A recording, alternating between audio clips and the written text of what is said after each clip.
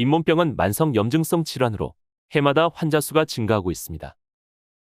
12년 동안 시행된 연구에 따르면 102만 명 중 잇몸병이 있을 경우 당뇨병, 심혈관 질환, 뇌졸중, 암, 폐렴, 만선심장병, 치매, 황반변성의 위험률이 14% 높아졌다는 연구 결과가 있습니다.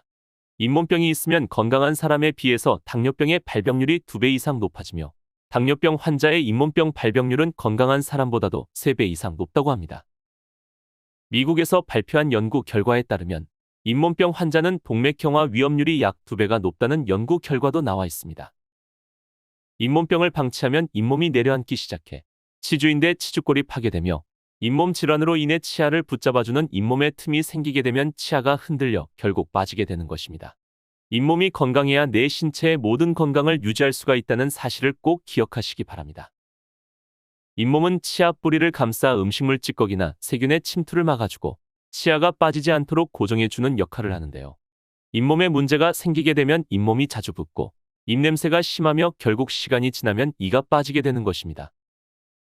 잇몸병이 전신 건강에 영향을 미치는 이유는 잇몸 주변의 세균과 부산물들이 잇몸을 타고 혈관 안으로 침투하게 되면 혈관을 통해서 세균이 직간접적으로 전신의 염증을 일으킬 수가 있게 되기 때문입니다. 평소 자신의 잇몸 상태를 수시로 체크하시는 것이 아주 중요한데요. 치아 사이가 벌어지거나 양치 후에 피가 나는 것은 치주염의 초기 증상이기 때문에 치아를 보호하는 잇몸이 손상되었다는 증거입니다. 잇몸은 급격히 나빠지게 되며 손상 시 정상 회복이 어렵기 때문에 평소에 잘 관리해 주시는 것이 아주 중요합니다. 잇몸을 건강하게 관리하는 방법이 무엇이 있을까요? 첫 번째, 연진법. 치아 건강뿐만 아니라 잇몸 건강에 있어서도 침이 아주 중요한 것은 잘 알려진 내용인데요. 입안에 침이 많이 고일수록 건강하다는 증거입니다. 침샘에서 분비되는 침은 우리 몸에 없어서는 안 되는 아주 중요한 성분 중의 하나입니다. 건강한 사람이라면 귀밑샘, 턱밑샘, 혀밑샘 세 군데에서 하루에 약 1리터 이상의 침이 분비됩니다. 침의 99.5%는 물로 구성되어져 있으며 소화 효소와 용균 작용이 뛰어나 입안을 소독하는 아밀레이스, 라이소자임 효소, 락토페린, 불소 등 세균이 많은 우리 입안을 지켜주는 역할을 담당하고 있습니다. 우리가 섭취하는 대부분의 음식에는 엄청나게 많은 세균과 바이러스가 존재합니다. 이때 침은 우리 구강에 노출된 점막을 보호할 뿐만 아니라 입을 통해서 몸속으로 들어오는 온갖 세균과 바이러스 등을 방어하는 역할을 해줍니다. 이로 인해 침이 마르는 순간부터 치주염이 급격하게 확산되게 되는 것입니다. 잇몸 속 자리 잡고 있는 치주낭에 병균이 생기면 치주염으로 발전하게 되는데요. 연진법을 통해 잇몸 마사지를 하게 되면 치주낭 속에 있는 많은 세균들을 빼낼 수가 있게 됩니다. 혀 끝으로 잇몸의 위, 아래, 바깥쪽과 안쪽을 골고루 마사지해 주면 되는데요.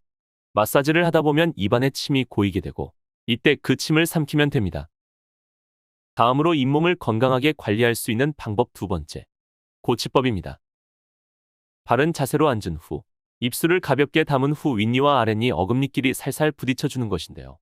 한 번에 약 30번 정도 해주시면 됩니다.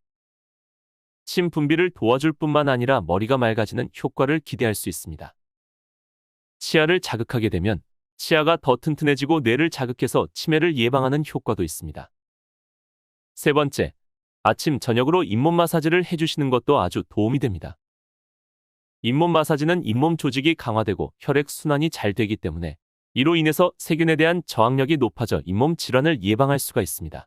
잇몸 마사지를 하는 방법은 양치질을 한 후에 검지를 잇몸에 대고 시계 방향으로 원을 그리면서 문질러주는 것입니다.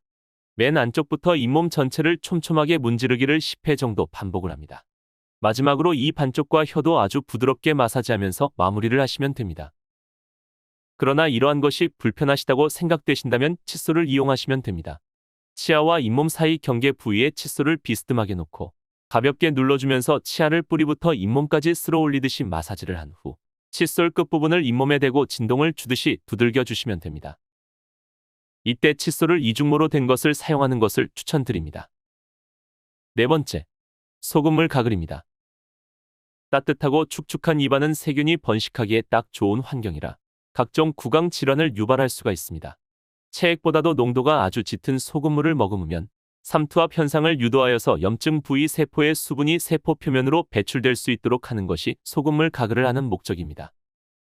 소금물의 염소 성분은 살균 작용이 뛰어나고 목이 아픈 감기 증상을 완화해주기도 하며 가래를 제거해주고 입냄새를 완화하는 데도 효과적입니다. 특히 편도선이 부었을 때 1시간마다 1분씩 소금물 가글을 하면 열이 떨어지게 되며 염증도 완화가 되기 때문에 적극적으로 권장해 드리고 있습니다. 간편하게 소금물을 만들어 가글을 하면 치과에서 소독하는 것과 같은 효과를 낼 수가 있는데요. 소금물 가글하는 방법을 간단하게 소개해 드리도록 하겠습니다. 목을 약 30도 정도 젖힌 상태에서 30초에서 1분 정도 소금물을 머금고 가글을 하시면 되는데요. 하루에 아침, 점심, 저녁 3번에서 4번 정도 하시는 것들이 아주 좋지만 그 중에서도 주무시기 전에 가글을 하시는 것이 제일 중요합니다. 이렇게 가글을 하고 나서 짠맛 때문에 입안을 헹궈내는 분들이 많으신데요. 이 경우 소금물 가글하는 효과가 없어져 버립니다. 입안에 짠맛이 남아있다 하더라도 짠맛은 1분 이내에 사라지기 때문에 조금만 참아보시기 바랍니다. 가글용 소금물을 만드는 방법도 알려드리겠습니다. 보통 식염수로 가글을 해도 되는지 많이들 궁금해하시는데요. 식용수보다는 좀 더 짜야 합니다. 우리의 체액보다는 농도가 짙어야 삼투압 현상이 일어날 수가 있기 때문이죠. 물 반컵에 소금 1티스푼 정도가 적당하지만 포와 용액이 될 정도로 아주 진하게 만들어서 사용할 것을 권장해 드리고 있습니다. 양치를 한 다음에 소금물 가글을 해야 할지 아니면 소금물 가글을 한 후 양치를 해야 할지 궁금하신 분들도 많은데요. 양치를 하신 후에 소금물 가글을 하시는 것들을 권장드립니다. 5번째, 물을 자주 드시는 것도 아주 큰 도움이 될 수 있습니다. 플라보노이드가 풍부한 녹차 같은 차를 마시는 것도 충치를 예방하는 데 도움이 되며 잇몸의 염증을 완화하는 데도 도움이 될 수 있습니다. 그러나 너무 자주 마시면 치아의 변색의 원인이 될 수가 있기 때문에 녹차를 너무 많이 마시는 것은 주의하시기 바랍니다. 6번째, 잇몸 건강을 위해서는 스케일링을 주기적으로 받는 것이 아주 중요합니다. 스케일링 하면은 이를 갈아내는 걸로 잘못 알고 계시는 분들이 계신데요. 스케일링은 초음파의 진동을 일으켜서 치석을 제거하는 것이기 때문에 안심하고 하셔도 됩니다. 오늘은 전 세계의 사람이 가장 많이 앓고 있는 잇몸 질환을 예방하는 잇몸 관리법에 대해서 알려드렸는데요. 많은 도움이 되셨나요? 다음에 좀 더 도움이 될 만한 내용으로 다시 찾아뵙도록 하겠습니다. 감사합니다.